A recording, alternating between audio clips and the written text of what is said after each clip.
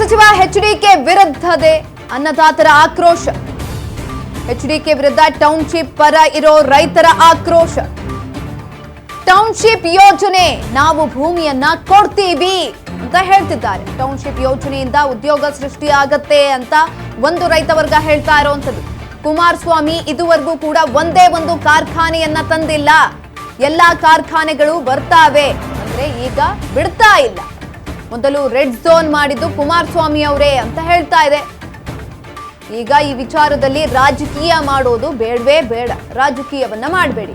ಬೈರಮಂಗಲ ಚರ್ಚೆಗೆ ಕರೆದಿದ್ದೀರಾ, ಜಗಳ ಮಾಡಿಸೋದಕ್ಕೆ ಬರ್ತಿದ್ದೀರಾ? ವಿಧಾನಸೌಧದಲ್ಲಿ ಚರ್ಚೆ ಮಾಡಿದ್ರೆ ರೈತರು ಇಲ್ಲಿಂದಲೇ ನೋಡ್ತಿದ್ರು. ಎಚ್ಡಿಕೆ ವಿರುದ್ಧ ಟೌನ್ಶಿಪ್ ಪರ ಇರುವಂತಹ ರೈತರು ಆಕ್ರೋಶವನ್ನ ವ್ಯಕ್ತಪಡಿಸ್ತಾ ಇರುವಂತದ್ದು ನೋಡಿ. ಇವಾಗ ನಾವು ಭೂಮಿಯನ್ನ ಕೊಡ್ತೀವಿ ಅಂತ ಒಂದು ರೈತ ವರ್ಗ ಇದೆ. ಆ ರೈತ ವರ್ಗ ಎಚ್.ಡಿ. ಕುಮಾರಸ್ವಾಮಿ ಅವರ ವಿರುದ್ಧ ಆಕ್ರೋಶವನ್ನ ವ್ಯಕ್ತಪಡಿಸ್ತಾ ಇದ್ದಾರೆ. ಟೌನ್ಶಿಪ್ ಪರ ಇರುವಂತಹ ರೈತರು ಆಕ್ರೋಶವನ್ನ ವ್ಯಕ್ತಪಡಿಸ್ತಾ ಇರುವಂತದ್ದು. ಇದೀಗ ನಾವು ಬೈರಮಂಗಲ ಗ್ರಾಮದಲ್ಲಿದ್ದೇವೆ. ಒಂದು ಕಡೆ ರೈತರು ಭೂಮಿಯನ್ನ ಸರ್ಕಾರಕ್ಕೆ ಕೊಡ್ತೇವೆ ಅನ್ನುವಂತ ಮಾತನ್ನ ಹೇಳ್ತಾ ಇದ್ದಾರೆ, ಇನ್ನೊಂದು ಕಡೆ ನಾವು ಭೂಮಿಯನ್ನು ಕೊಡೋದಿಲ್ಲ ಅನ್ನುವಂತ ವಿರೋಧನ ವ್ಯಕ್ತಪಡಿಸ್ತಾ ಇದ್ದಾರೆ. ನಾವಿರುವಂತದ್ದು ಭೂಮಿಯನ್ನ ಸರ್ಕಾರಕ್ಕೆ ಕೊಡ್ತೀವಿ ಅನ್ನುವಂಥದ್ದ ವೇದಿಕೆ ಮುಂದಿದ್ದೇವೆ. ಇಲ್ಲಿ ಒಂದಿಷ್ಟು ರೈತ ಮಹಿಳೆಯರನ್ನು ಕೂಡ ನಾವು ಮಾತನಾಡಿಸುವಂತ ಪ್ರಯತ್ನ ಮಾಡ್ತೇವೆ. ಮೇಡಮ್, ಈಗಾಗಲೇ ರೈತರು ಒಂದ್ ಕಡೆ ವಿರೋಧನ ವ್ಯಕ್ತಪಡಿಸಿದ್ದಾರೆ, ತಾವು ಬೆಂಬಲ ವ್ಯಕ್ತಪಡಿಸ್ತಾ ಇದ್ದಾರೆ ಟೌನ್ಶಿಪ್ ಯೋಜನೆಗೆ, ಏನ್ ಹೇಳ್ತೀರಿ? ಖಂಡಿತ ಸ್ವಾಮಿ, ನಾವು 20 ವರ್ಷದ ವನವಾಸಕ್ಕೆ ಕೊನೆಗಾಣಿಸ್ತಾ ಇದ್ದೀವಿ. ನಾನು ಇವಾಗ ಮಾತಾಡಿದ್ದೆಲ್ಲ ನೋಡಿದಿರಿ ನೀವು. ಈಗ ನೋಡಿ, ನೀವು ಸೋಲಾರ್ ಪ್ಲಾಂಟ್ ತಗೊಂಡೋಗಿ ತುಮಕೂರು ಜಿಲ್ಲೆ ಪಾವಗಡದಲ್ಲಿ ಮಾಡಿದ್ರಿ, ಅಲ್ಲಿ ಅದು ಪ್ರಾಜೆಕ್ಟ್ ಉತ್ತಮವಾಗಿತ್ತು, ಅಲ್ಲಿ ಮಾಡಿದ್ರಿ. ಇವಾಗ ಟೌನ್ ಪಕ್ಕ ಸಿಟಿ ಬೆಳೆಸ್ಬೇಕು. ನಮಗೆ ಕನೆಕ್ಟಿಂಗ್ ರೋಡ್ಗಳು ಕೊಡಬೇಕು, ಸುಸಜ್ಜಿತವಾದ ಕಾವೇರಿ ವಾಟರ್ ಕೊಡಬೇಕು. ಇಲ್ಲಿ ಜನರು ಆಮೇಲೆ ನಮ್ದು ಒಂದು ಸ್ವಾರ್ಥ ಇದೆ ಸ್ವಾಮಿ. ಈಗ 30 ವರ್ಷದಿಂದ ಅಷ್ಟು ಕಲುಷಿತ ಆಗಿರ್ಲಿಲ್ಲ, ಬೈರಮಂಗಲ ಕೆರೆ ಅಷ್ಟು ಕಲುಷಿತ ಆಗಿರ್ಲಿಲ್ಲ. ಇವಾಗ ಏನಾಗಿದೆ ಅಂದ್ರೆ ಅಲ್ಲಿ ಹೆಜ್ಜೆ ಇಡೋಕ್ಕೂ ಕಷ್ಟ ಆಗ್ತಿದೆ. ಇಲ್ಲೇ ನಾವು ಫಿಲ್ಟರ್ ಮಾಡಿಬಿಟ್ರೆ, ಇಲ್ಲೇ 2,000 ಕೋಟಿ ಪ್ರಾಜೆಕ್ಟ್ ಅಲ್ಲಿ ಮಾಡ್ತಿದ್ದಾರೆ. ಇಲ್ಲಿ ನದಿ ನೀರು ಫಿಲ್ಟರ್ ಆದ್ರೆ ನಾವು ಕನಕಪುರ ಜನದವರೆಗೂ ನಾವು ನ್ಯಾಯ ಒದಗಿಸಂಗಾಯ್ತದೆ. ಈಗ ನಮ್ಮ ಪರಿಸ್ಥಿತಿ ಅವ್ರಿಗೂ ಬರುತ್ತೆ ಸ್ವಾಮಿ. ಇವಾಗ ನಾವೇ ಇಲ್ಲಿ ಓಡಾಡಕ್ಕಾಯ್ತಾ ಇಲ್ಲ, ಇದಾಗ್ತಿಲ್ಲ. ಇಲ್ಲೇ ನಾವು ಶುದ್ಧೀಕರಣ ಮಾಡ್ಬಿಟ್ರೆ, ಇಲ್ಲೇ AICT ಅಂದ್ಮೇಲೆ ನೀರು ಶುದ್ಧೀಕರಣ ಮಾಡಿಕೊಡ್ಲೇಬೇಕಲ್ವಾ? ಅದು ನಮ್ಮ ಧ್ಯೇಯ, ಅದೂ ಇದೆ. ಇಲ್ಲಿ ಜನಕ್ಕೆ ಉದ್ಯೋಗನೂ ಕೊಡ್ತಾರೆ, ಬದುಕಕ್ಕೂ ಇಲ್ಲೇ ಬಿಡ್ತಾರೆ, ಹಳ್ಳಿನೂ ಇಲ್ಲೇ ಬಿಡ್ತಾರೆ ಎಂದಾಗ ಅಭಿವೃದ್ಧಿ ಪರವಾಗಿ ಮಾಡೋದ್ರಲ್ಲಿ ತಪ್ಪೇನು ಸ್ವಾಮಿ?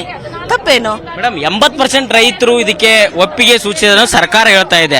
ಆದ್ರೆ ಕುಮಾರಸ್ವಾಮಿ ಅವರು ಮತ್ತೆ ಕೆಲವು ರೈತರು ಹೇಳುವಂತದ್ದು, ಯಾರು 80% ರೈತರು ತೋರಿಸ್ಲಿ ಅನ್ನುವಂತ ಮಾತನ್ನ ಹೇಳ್ತಿದ್ದಾರೆ. ಇವತ್ತು ನಾವಿಲ್ಲಿ ಸೇರಿರೋದೇ ಅದೇ ಉದ್ದೇಶಕ್ಕೆಪ್ಪ. ನಾವೆಲ್ಲೂ ಹೊರಗಡೆಯವ್ರನ್ನ ತಗೊಬಂದು ತುಂಬಿಕೊಂಡು ಮಾಡಕ್ ಆಯ್ತಾ ಇಲ್ಲ. ನಾವು ಸ್ಥಳೀಯ ರೈತರು ಸ್ಥಳೀಯವಾಗಿ ಏನಿದೀವಿ ನೋಡಿ, ಪರವಾಗಿ ಕೇಳುವಾಗ ನಾವು ಎಲ್ಲ ನ್ಯಾಯ ಒದಗದ ಮೇಲೆ ಕೇಳಬೇಕು. ಕೆಲವೊಂದು ಸಮಸ್ಯೆಗಳಿಗೆ ಎಲ್ಲಾ ರೀತಿ ಸ್ಪಂದಿಸಿದ್ದಾರೆ ನೋಡಿ. ನಾವು ಏನ್ ಹೇಳಿದ್ವಿ, 50-50 ರೇಷಿಯೋ ಇರ್ಬೋದು, ಒಳ್ಳೆ ರೇಟ್ ಇರ್ಬೋದು, ನಿರುದ್ಯೋಗಿಗಳಿಗೆ ಉದ್ಯೋಗ ಭತ್ಯೆ ಇರ್ಬೋದು, ಮತ್ತೆ ಏನು ಇಲ್ಲದೆ ಇರೋ ಸೈಟ್ಗಳಿರ್ಬೋದು, ಎಲ್ಲ ನ್ಯಾಯದ ಪರವಾಗಿ ಮಾತಾಡಾದ್ಮೇಲೆ ನಾವು ಒಪ್ಪಿಗೆ ಪರ ಸೂಚಿಸಿ ನಾವು ಇಂದಿನಿಂದ ಮಾಡ್ತಾ ಇದೀವಿ. ಅಮ್ಮ, ನೀವೇನ್ ಹೇಳ್ತೀರಿ ಈ ಯೋಜನೆಗೆ? ಈ ಯೋಜನೆಗೆ ಟೌನ್ಶಿಪ್ ಮಾಡೋದ್ರಲ್ಲಿ ಜನಗಳಿಗೆ ತುಂಬಾ ಅನುಕೂಲ ಆಯ್ತದೆ. ಬಡವರಿಗೆ ಬದುಕಕ್ಕೆ ಸಾಧ್ಯ ಆಯ್ತದೆ. ಅವರಿಗೆ ಒಂದು ಉದ್ಯೋಗ ಕೊಟ್ಟಂಗಾಯ್ತದೆ. ಏನು ಇಲ್ಲದಂತ ಜಮೀನ್ ಇಲ್ಲದೆ ಇರೋರ ನಿರಾತರು ಅಂತ ಹೇಳ್ತಾರಲ್ಲ ಮಹಿಳೆಯರು, ಅವರಿಗೆ ಒಂದು ಉದ್ಯೋಗ ಕೊಟ್ಟಂಗಾಯ್ತದೆ. ಅದೇ ಇವಾಗ 10 ಕಿಲೋಮೀಟರ್ 20 ಕಿಲೋಮೀಟರ್ ಫ್ಯಾಕ್ಟ್ರಿಗೆ ಹೋಗುವಂತ ಸಂದರ್ಭಗಳಲ್ಲಿ ಎಲ್ಲ ಆಟೋದಲ್ಲಿ ಹೋಗ್ತಾರೆ. ಅಂತ ಬಡ ಮಹಿಳೆಯರಿಗೆ ಸಹಕಾರ ಆಯ್ತದೆ. ಮತ್ತೆ ನಮ್ಮ ಮಕ್ಕಳು ದೂರ ಬೆಂಗಳೂರಲ್ಲಿ ಓದೋಂತ ಮಕ್ಕಳುಗಳು ಹತ್ತಿರದಲ್ಲೇ ಈ ಭಾಗದಲ್ಲೇ ಒಳ್ಳೊಳ್ಳೆ ಕಾಲೇಜ್ಗಳು ಮತ್ತೆ ಕಂಪನಿಗಳು ಬಂದಂತ ಸಂದರ್ಭದಲ್ಲಿ ನಮ್ಮ ಮಕ್ಕಳಿಗೆಲ್ಲ ಅನುಕೂಲ ಆಗುತ್ತೆ. ಮತ್ತೆ ಸಿಟಿ ಓಡಾಡೋದು ಕಡಿಮೆ ಆಗುತ್ತೆ. ಇದರಿಂದ ಮತ್ತೆ ಮಹಿಳೆಯರು ಹೇಳ್ತಾರೆ 60 ಲಕ್ಷ ಲೀಟರ್ ಹಾಲು ಆಗ್ತೋ, 60 ಲಕ್ಷ ಲೀಟರ್ ಹಾಲು ಕರೆಯೋದಕ್ಕೆ ಮಹಿಳೆಯರಿಗೆ ಎಷ್ಟು ಕಷ್ಟ ಇರುತ್ತೆ. ಬೆಳಗ್ಗೆ ಎದ್ದಿ ಹಸುಗ ಸಗಣಿ ಎತ್ತಕ್ಕೆ ಹಾಲು ಕರೆದಿ ಮೈ ತೊಳೆದಿ ಅವಕ್ಕೆ ಸೌಕರ್ಯ ಮಾಡ್ಬಿಟ್ಟು ಹುಲ್ಲು ತಂದಿ ಹಾಕೋದ್ರಲ್ಲಿ ಅವ್ರ ಕಷ್ಟ ಎಷ್ಟು ನೋವಿರುತ್ತೆ. ಅದನ್ನ 60 ಲಕ್ಷ ಲೀಟರ್ ಅಂತ ಸುಲಭವಾಗಿ ಹೇಳ್ಬಿಡ್ತೀವಿ ಕುತ್ಕೊಂಡು. ಅದ್ರ ಕಷ್ಟ ಮಾಡಿರೋರಿಗೆ ಗೊತ್ತು ಮಹಿಳೆಯರು. ಮತ್ತೆ ಉಪನೇರ್ಲಿ ಬೆಳೆಯಲ್ಲಿ 60 ಕೋಟಿ, ಆ ಕೋಟಿನ ಯಾರು ಬೆಳೆಯಲ್ಲ, ಸುಮ್ಮನೆ ಬಾಯಿ ಹೇಳೋದಂತಲ್ಲ. ಏನೋ ಮಾರ್ಕೆಟಿಗೆ ತಕೊಂಡೋದ್ರೆ ಒಂದು ನಿಗದಿವಾದ ಇದಿದೆಯಾ?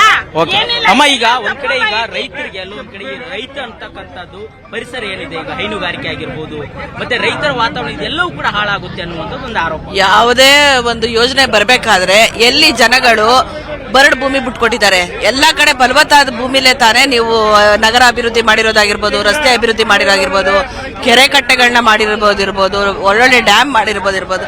ಎಲ್ಲಿ ರೈತರು ತಲೆ ಬಾಗ್ಲಿಲ್ಲ, ರೈತರು ಬೆನ್ನೆಲುಬಾಗಿ ನಿಲ್ಲಿಲ್ಲ, ಒಳ್ಳೆ ಯೋಜನೆಗಳಿಗೆ ಎಲ್ಲಿ ನಿಲ್ಲಿಲ್ಲ ಅಂತ ತೋರಿಸಿ. ಮಿಕ್ಕಿದೆ ನಾವು ತಲೆಬಾಗಿ ಬರೋ ಸಂದರ್ಭ ಬೆಂಗಳೂರು ಒತ್ತಡಕ್ಕೆ ನಾವು ರೆಡ್ ಝೋನ್ ಅಲ್ಲಿ ಇರೋದ್ರಿಂದ ನಾವು ಸೋಲ್ಬೇಕಾಗಿ ಬಂದಿದೆ. ಆ ಪರಿಸ್ಥಿತಿಗೆ ತಂದೋರು ಯಾರು ಸ್ವಾಮಿ? ರೈತರು ಕೂಡ ಈಗ ನಾವು ಈ ಬಿಡದಿ ಟೌನ್ಶಿಪ್ ಯೋಜನೆಗೆ ನಾವು ಭೂಮಿಯನ್ನು ಕೊಡ್ಲಿಕ್ಕೆ ಸಿದ್ಧರಿದ್ದೇವೆ, ಒಂದ್ ಕಡೆ ಅಭಿವೃದ್ಧಿ ಆಗಬೇಕು, ಉದ್ಯೋಗ ಸೃಷ್ಟಿ ಆಗಬೇಕು ಅನ್ನುವಂಥದ್ದು ಕೂಡ ಒಂದಿಷ್ಟು ರೈತರು ಕೂಡ ಹೇಳ್ತಾ ಇದ್ದಾರೆ. ಕ್ಯಾಮರಾ ಪರ್ಸನ್ ಶ್ರೀನಿವಾಸ್ ಜೊತೆ ಬಸವರಾಜ್ ಯುಗ, ರಾಜ್ ನ್ಯೂಸ್, ಬೆಂಗಳೂರು.